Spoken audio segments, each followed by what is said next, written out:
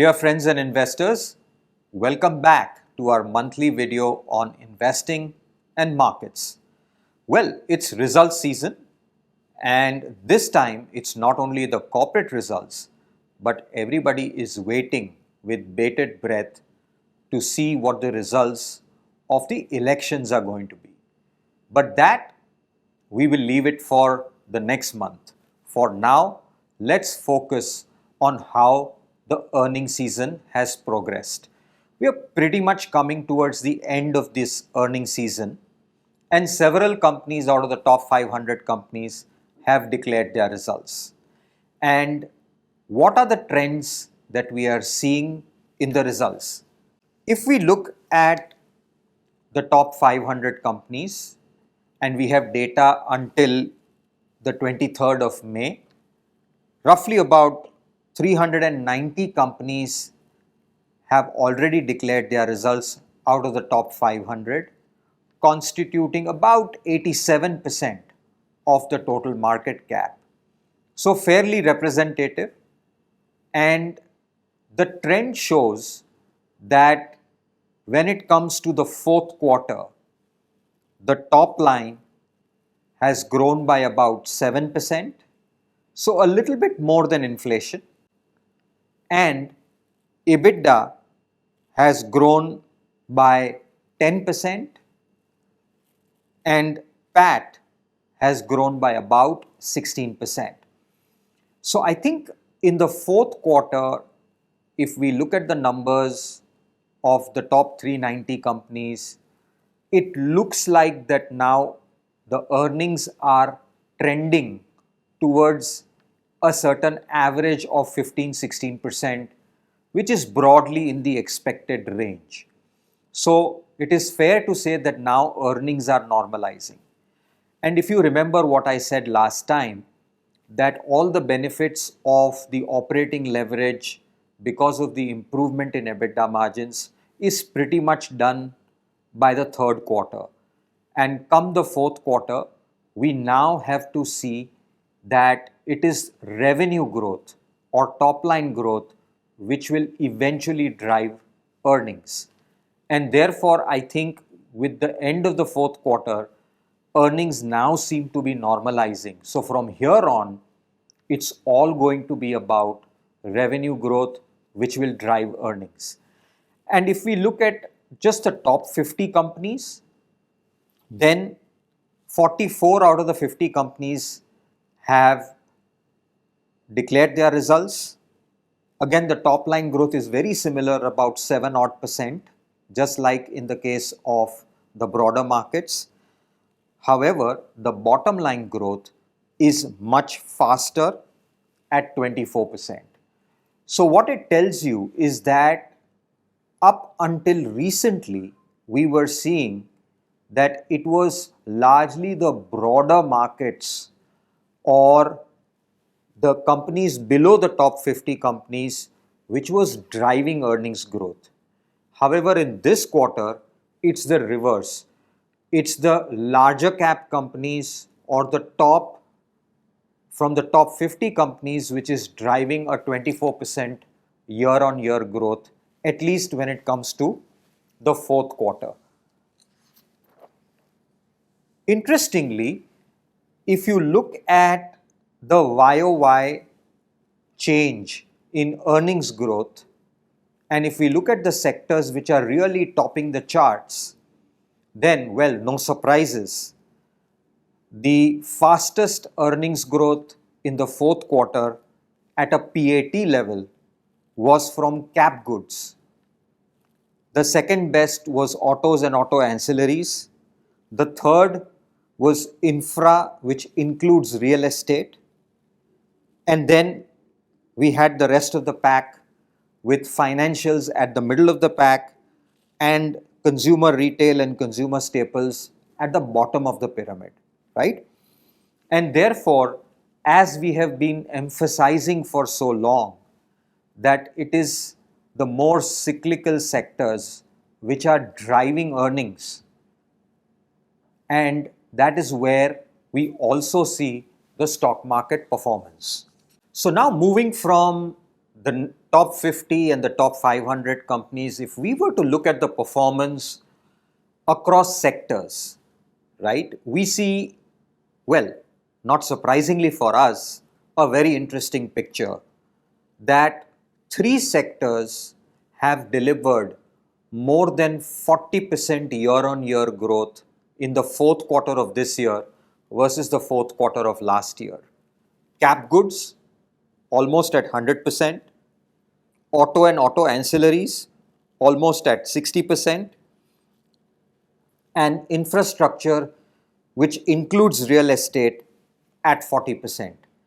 These three sectors have delivered gangbuster profit growth in the fourth quarter. And it's not surprising, as we have been saying quite consistently, that it is the cyclical sectors which are actually driving earnings growth, and that explains their leadership and price performance in the markets as well. And now, from the sectoral performance, we come to the big picture. And sometimes the big picture is very important to set the context right. And if we look at the big picture of the earnings in India, it is very stark why markets have performed the way they have performed in the recent past. So what we did was that we took two time periods, a decade from 2010 to 2020, just before COVID, and then the 4 years from 2020 up until recently, which is March 2024. So a 10-year period and a 4-year period. When we look at the 10-year period or the decade between 2010 and 2020, what we find is that over that 10-year period, the net sales of the top 500 companies compounded at 10.5%.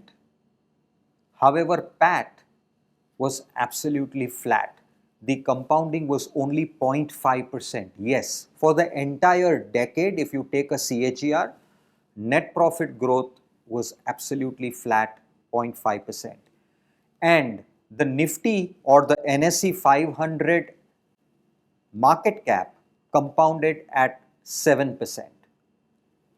However, if you look at the current 4-year period, the numbers look like this.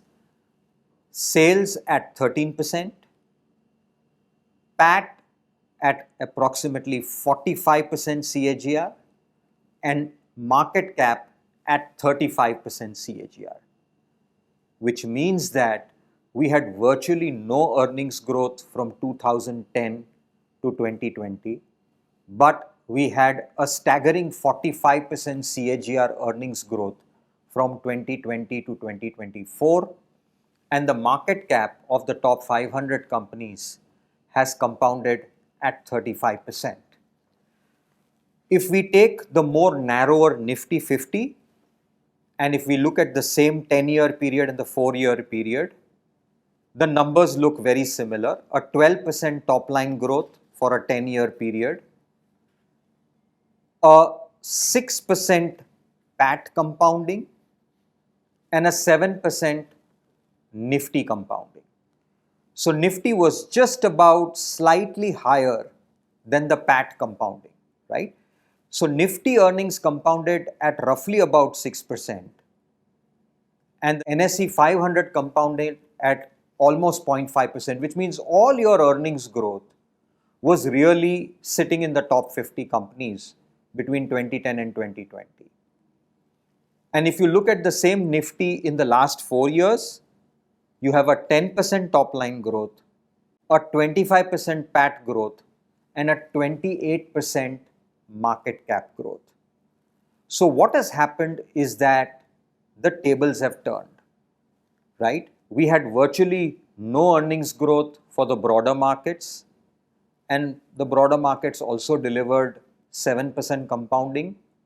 But then the Nifty also delivered a 7% compounding, which means that all your returns were largely large cap focused in the 2010 to 2020 period.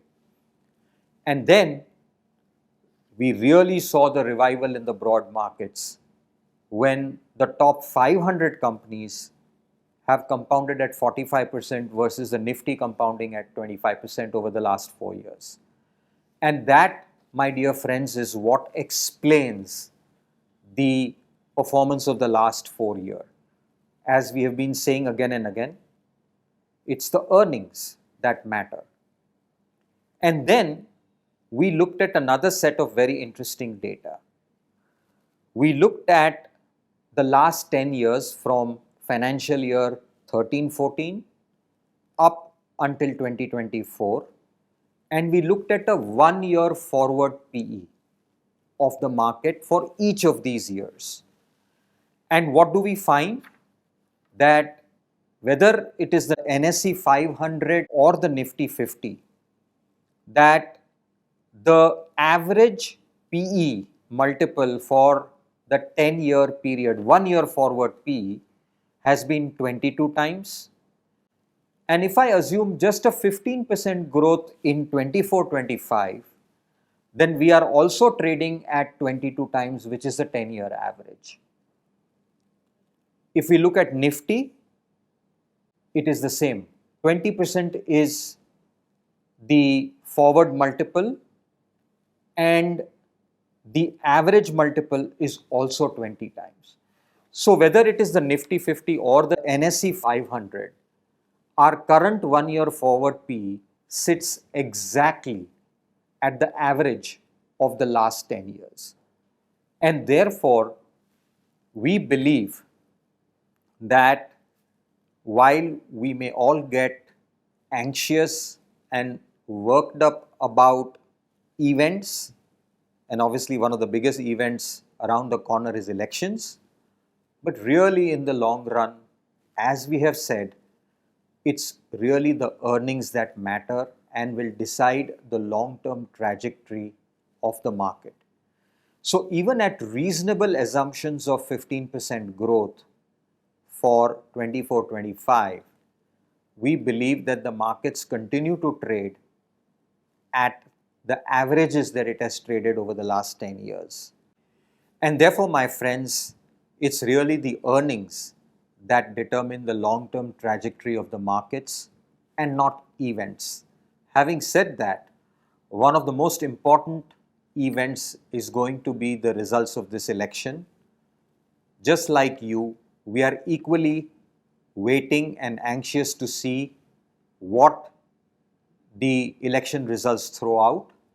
Having said that, we are quite confident that despite the volatility that we may see in and around the results, the long-term trajectory of this market will be decided by the long-term earnings growth of the underlying companies.